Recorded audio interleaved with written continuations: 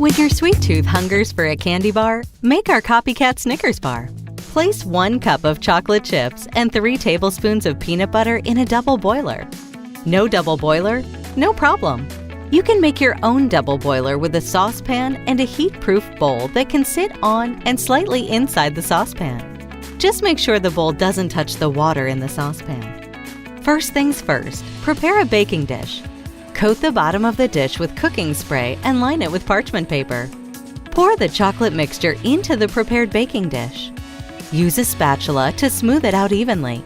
This will keep your candy from sticking to the dish and give you the option of lifting the whole layered dessert out of the dish and onto a cutting board when it's done.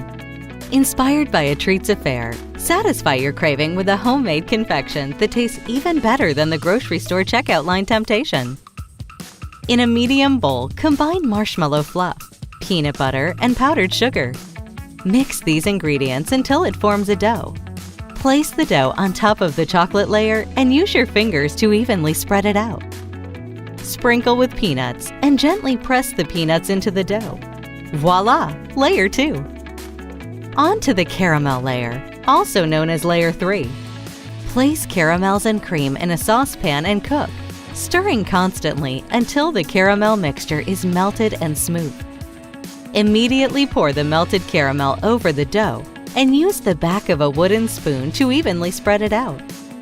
Place the baking dish in the refrigerator to set up the caramel layer. For the final layer, end as you began. Melt the remaining chocolate chips and peanut butter in a double boiler or small heat-proof bowl over boiling water. When the mixture is melted and smooth, spread the chocolate layer evenly over the caramel.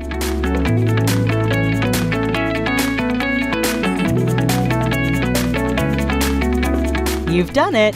Now for the copycat Snickers taste test. Refrigerate the candy for 10 minutes or until the chocolate layer is set.